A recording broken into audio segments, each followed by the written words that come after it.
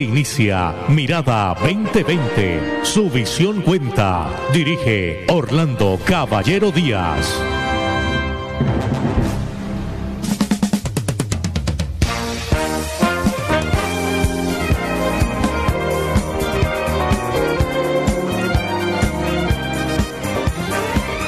Bienvenidos a este es su programa Mirada 2020.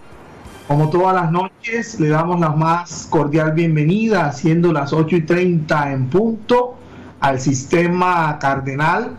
En este su programa Mirada 2020, su visión cuenta, periodismo de opinión independiente. Todas las noches hemos traído un invitado especial en esta semana, en donde van a opinar los constituyentes del 91. Hoy saludamos especialmente a nuestro público de la región Caribe colombiana, del sur de la Florida, del estado de Nueva York, el estado de New Jersey. Nos escuchan en Málaga, España, en la Costa del Sol, y por supuesto el público que más queremos, el público más importante que nos hace palpitar el corazón, porque son los barranquilleros, la ciudad donde vivimos, en este distrito marítimo, portuario y comercial del Caribe colombiano. A todos los barranquilleros y al área metropolitana, muchas gracias por sintonizarnos noche a noche. En esta noche donde hablan y en donde opinan especialmente los constituyentes, me honra en presentarles a un barranquillero, al doctor Héctor Pineda Salazar. Él es constituyente del 91, fue el vocero de el M-19 en el proceso de paz en el año 1989, fue vocero de esta organización política y además de ello firmó la constituyente. Su trabajo en particular tuvo que ver con el ordenamiento territorial, es decir, las regiones, los departamentos, los municipios, que son el eje de la vida política administrativa de nuestro país. Bienvenido, doctor Pineda, a estos sus micrófonos de Mirada 2020. Muy buenas noches. Gracias por la invitación. Buenas noches a los oyentes. En especial saludo a los compañeros salesianos que están en sintonía de la promoción del 71. Algunos de ellos dedicados al tema de combatir el COVID. Sí. Un fuerte abrazo para todos y bueno, aquí estoy a las órdenes. Gracias, muy bien. Vamos a mejorar un poquito el sonido, la parte técnica. Vamos a acercarnos al teléfono, doctor Pineda, y vamos desde los estudios a tratar de que la producción sea impecable, como es costumbre en su programa, donde se escucha nítidamente a los grandes invitados que tenemos. Qué orgullo tener un barranquillero que fue a la Asamblea Nacional Constituyente y que representó una organización política que hizo la paz, que firmó la paz. Fíjense que ayer hablábamos con un constituyente también, el doctor Navarro Wolf, y él planteaba que las condiciones en aquel momento fueron especiales, fueron consensuadas desde el punto de vista político, desde el punto de vista de las instituciones, y hoy cuando se plantea, indudablemente no hay consenso ni político, ni social, ni institucional. Pero yo me quiero referir en particular a un hombre que hizo la paz, un hombre que firmó la paz en el año 1989. Quiero, si me permite, exprimirle el alma, el corazón, que recuerda de su lucha y luego cómo entendió que la posibilidad era a través de la democracia, y firmó la democracia, firmó la paz, porque la paz es democracia. Cuéntenos de esa experiencia suya que lo llevó a firmar la paz con el Estado colombiano. Bueno, hablando de, digamos, la paz del M-19 o el final de la guerra del M-19 fue un proceso que, desde mi perspectiva, se comenzó a gestar desde el mismo momento en que el M-19 fue creado. Su creador, Jaime Bateman, un caribeño samario, si ustedes leen con cuidado, desde el principio surgió la idea de que el M-19 es una organización alzada en armas. ¿Aló? Sí, le estamos escuchando. Siga, continúe. Se le escucha perfectamente. Ahí, aló. Sí, le estamos escuchando. Continúe. Que el M-19 era una organización alzada en armas que nacía para la conquista de la paz y la tramitación del conflicto armado interno mediante el diálogo. Es un proceso desde la guerra de construcción de la paz que culminó en 1989 con la decisión y conducción de Carlos Pizarro de firmar un pacto, un acuerdo con el gobierno del presidente Belisario Betancourt, del presidente Virgilio Barco, y en ese acuerdo, entre otras cosas, estableció que el M-19 y el gobierno se comprometían a promover todas las formas de participación ciudadana, ya sea referendo, plebiscito o asamblea constituyente, a efecto de lograr una reforma política que ampliara los espacios de la democracia.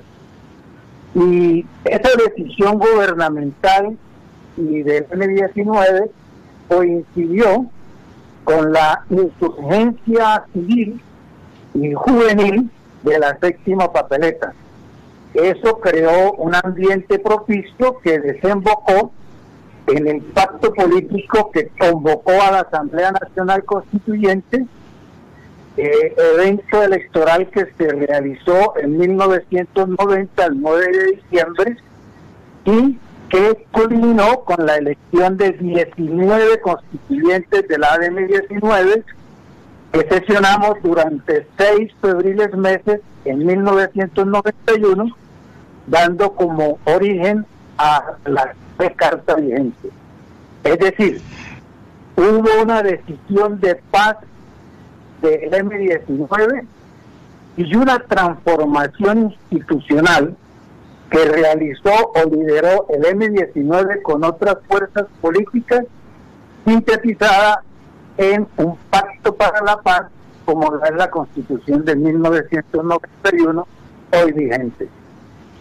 Qué bueno tener esta noche a un constituyente del 91, el doctor Héctor Salazar Pizarro, pero en él hay una condición especial, y es que él firmó la paz como representante de un grupo que había optado por la lucha armada en ese momento, pero decidió hacer la paz. Esa connotación quiero que la hablemos haciendo un paréntesis o un parangón, si se quiere.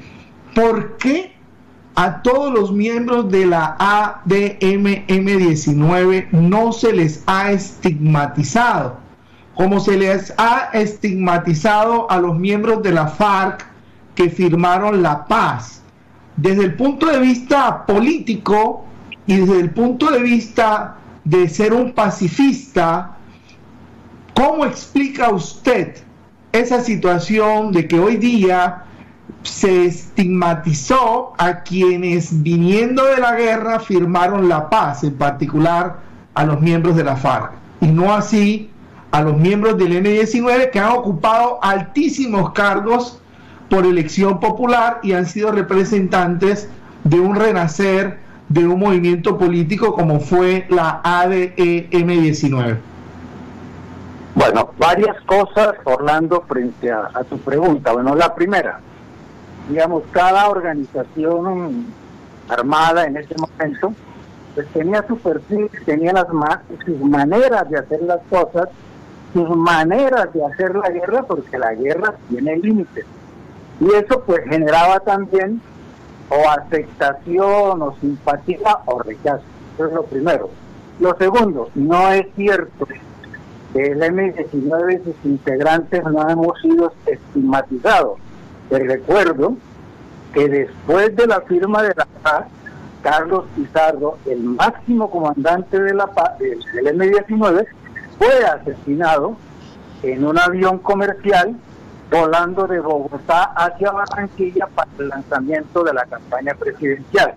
Allá nos quedamos esperándolo un 26 de abril de 1990. Y tercero, aún a la fecha, seguimos siendo objeto de estigmatizaciones frente a estos que voces judiciales han señalado hasta dónde ha ido nuestra responsabilidad y hasta dónde la responsabilidad del Estado, y sin embargo todavía hay quienes insisten en una especie de catecismo del odio para indilgarnos responsabilidades sobre las cuales no tenemos. De todas maneras, nosotros tenemos una decisión de paz, una decisión que no tiene reverso, no tiene reversa, no tiene marcha atrás, una decisión en la cual los hombres y mujeres del M-19 estamos dispuestos a entregarlo todo para lograr los cambios sin el uso de la violencia. En ese esfuerzo estamos, en esa decisión estamos, y nada, absolutamente nada nos va a mover de esa decisión de paz y de reconciliación. Usted ha usado una palabra importante, que no todos los sectores de la lucha armada, que decidieron la lucha armada para detentar el poder político, lo hicieron de igual manera, y plantea que la guerra tiene un límite. Me refiero a esa frase en atención a que el Estado también vulneró el derecho internacional humanitario de la guerra con los grupos paramilitares.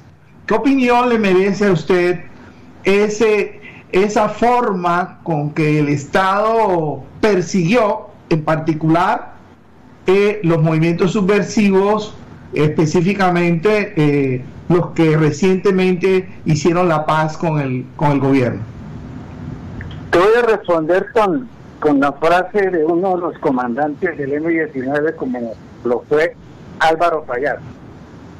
A propósito de la masacre de Tarpeyó, sucedida en diciembre de 1985, Álvaro Fayad, en una asamblea de emergencia que se convocó de combatientes del M-19 y de otras guerrillas de América Latina que nos acompañaban en el esfuerzo de la creación del Batallón América, Álvaro Fayad dijo que si una revolución requería para hacerse pisotear la dignidad humana, era preferible no hacer la revolución.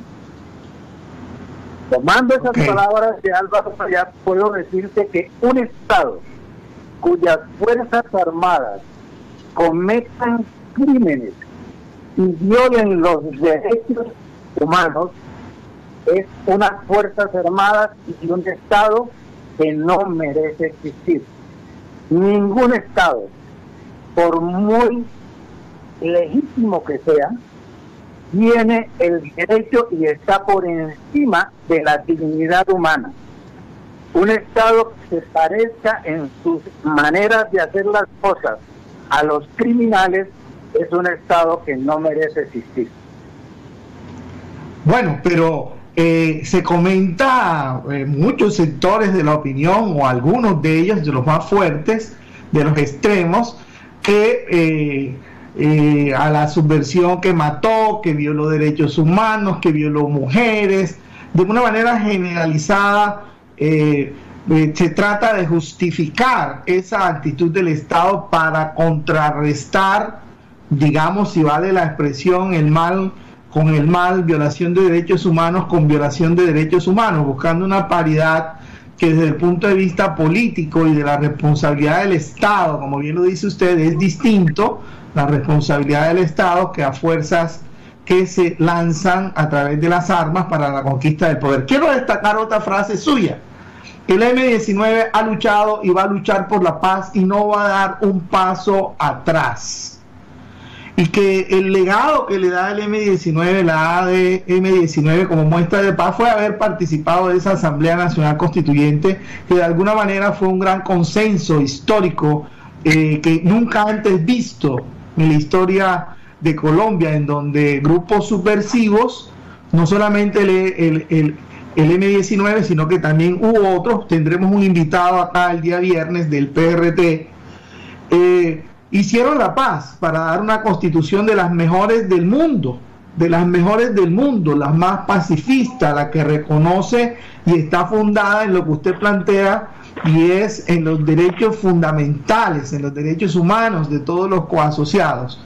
Pues la coyuntura nos lleva a una posible, le digo yo, reforma constitucional, en particular de la justicia, en virtud de una propuesta que está en la palestra pública de convocar una Asamblea Nacional Constituyente. ¿Cree usted que hoy día, saliendo de un proceso de paz tan accidentado como el que se firmó con las FARC, y con la situación de polarización del país en este momento, es posible hacer una Asamblea Nacional Constituyente? Bueno, en el texto de la Constitución Política, en el artículo 376, aprobamos que mediante una Asamblea Constituyente el pueblo colombiano podía reformar. Excúseme, doctor, tratemos de acercarnos un poquito al teléfono y de pronto no movernos para que el sonido mejore. Excúseme, puede continuar, por favor.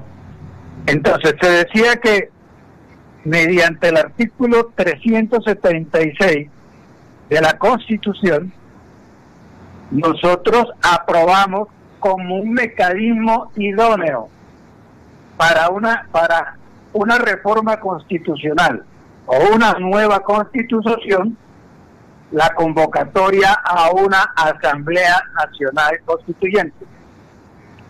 Segundo, en ese artículo está establecido el procedimiento que se debe seguir para la convocatoria de la constituyente.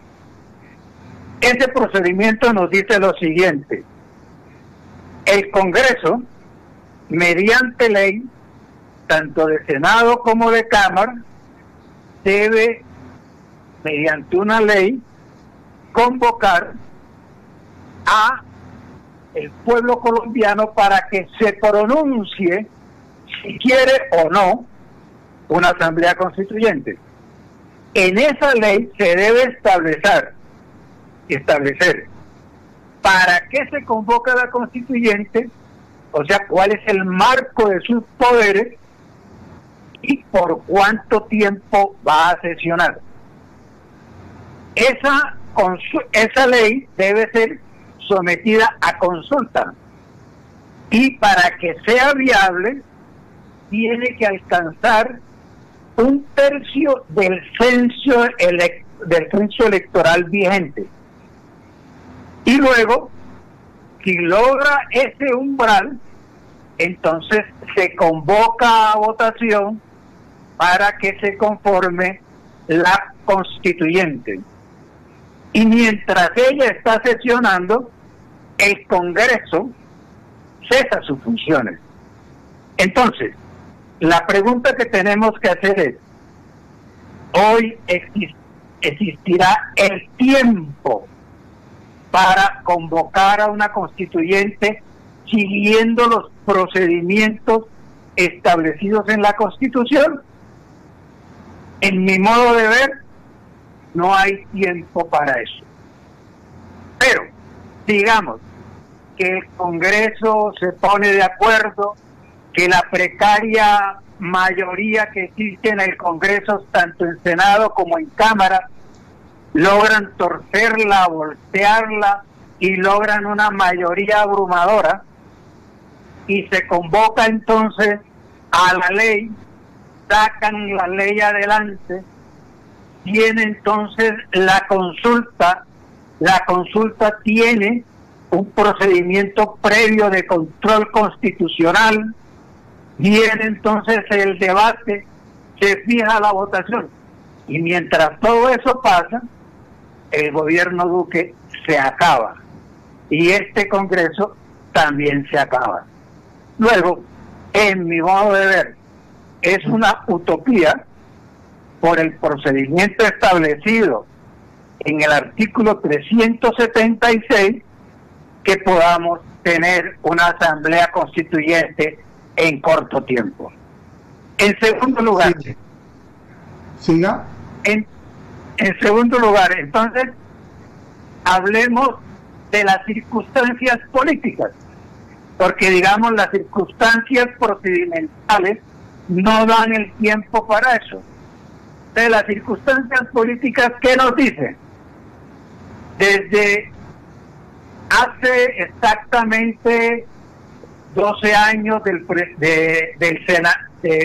del mandato de Uribe, otros 8 años del mandato de Santos y 2 años del actual gobierno, y entonces eso suma una cantidad de años en las cuales los ajustes que se dice se deben hacerle a la justicia, pues no se han hecho por un Congreso altamente ineficaz y ajeno a, digamos, a esas necesidades que tiene el país en materia de reformas en administración de la justicia.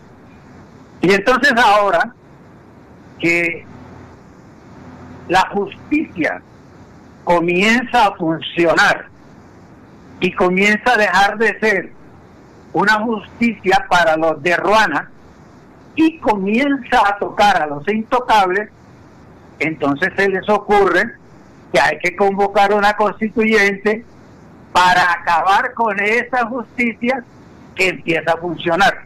Entonces, es un contrasentido jurídico y político pretender reformar la justicia, porque eso suena a una especie de retaliación, de desquite, de amenaza contra los jueces, casi que diciéndoles: si ustedes meten preso a uno de los intocables, entonces esos intocables van a arrasar con el Poder Judicial.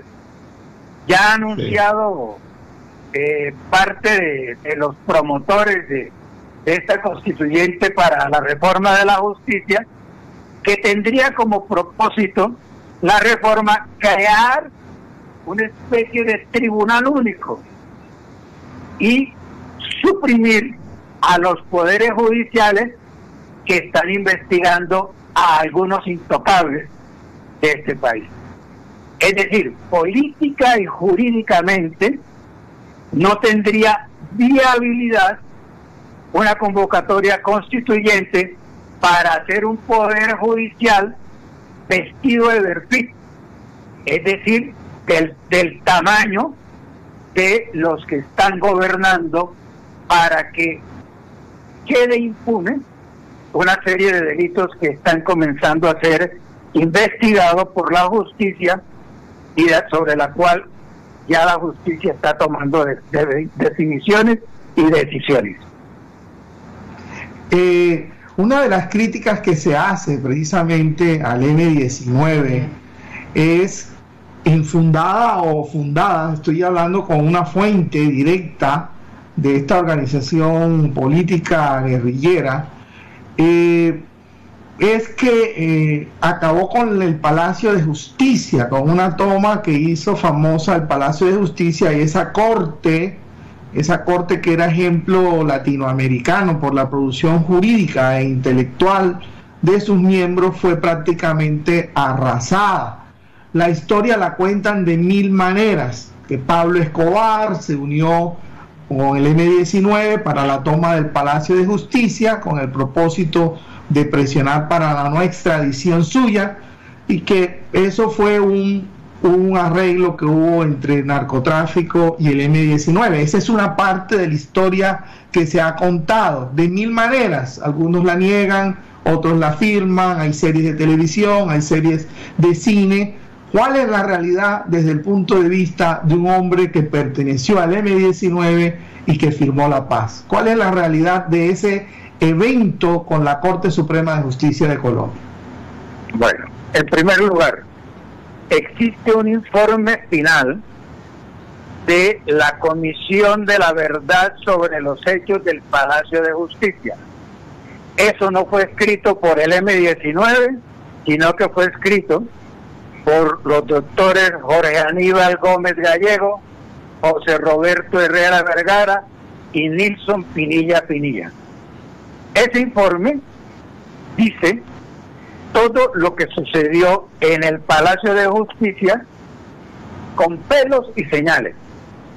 Segundo lugar, la toma del Palacio de Justicia la hizo el M-19 no contra el Poder Judicial. Recuérdese que la toma del Palacio de Justicia estaba encaminada a hacerle un juicio de responsabilidad al presidente Belisario Betancur. Y en tercer lugar, en el informe sobre los hechos del Palacio de Justicia, que no fue escrito por el M-19, queda claramente señalado que la destrucción y la muerte y desaparición de magistrados y personal de trabajadores y asesinato de guerrilleros lo efectuó las Fuerzas Armadas. Hay altos militares implicados en procesos por esos hechos. Entonces, digamos, más allá de seguir una controversia de que no fuimos, de que sí fuimos, yo remito a los oyentes a una lectura de ese informe final que fue publicado por la Universidad del Rosario, y sobre esa lectura se hagan un juicio de los hechos que ahí sucedieron. Como amigo personal de Alfonso Yaquín Gutiérrez, que fue, digamos, el guerrillero al cual se le ocurrió,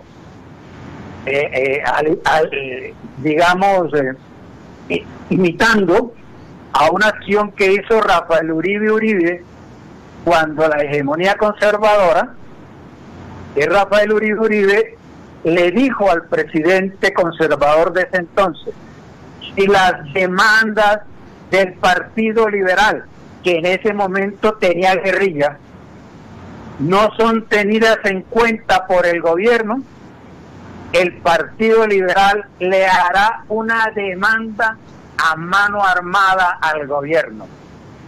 Yaquín, que era profesor de Derecho Constitucional de la Universidad Libre, invocó esa recordación de Rafael Uribe y fue el que propuso realizar una demanda armada al presidente Belisario Betancur.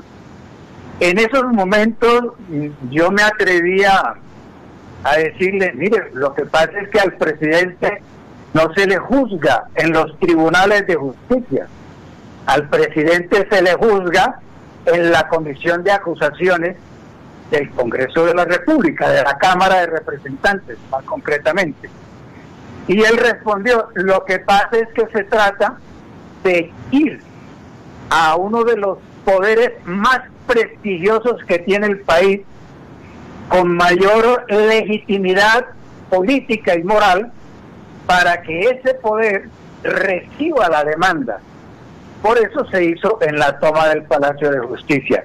Digamos, esa es nuestra verdad, esa es la verdad de la cual yo fui testigo, y lo otro pues son simplemente justificaciones de aquellos que cometieron crímenes de lesa humanidad en lo que se llamó la retoma del Palacio de Justicia. Muy bien, hoy tenemos a un invitado especial, como todas las noches, el doctor Héctor Pineda Salazar. Él fue uno de los voceros de la ADM 19, negoció la paz en el gobierno del doctor Virgilio Barco, expresidente de la República, y de allí hubo un gran consenso y nació la constitución política que tenemos en la actualidad y que el próximo año llegará a sus 30 años. Muchas gracias, doctor Pineda, por esta oportunidad que nos da dentro de esta semana con los constituyentes. Hemos tenido en las últimas 2 semanas todos los sectores políticos, tanto de izquierda como de derecha, buscando el equilibrio. En el día de mañana tendremos a otro constituyente, esta vez al doctor Iván Marulanda, quien estuvo al lado de Luis Carlos Galán, nuevo liberalismo, otra tendencia distinta de ese acuerdo de paz que nos dio la Asamblea Nacional Constituyente. Última pregunta.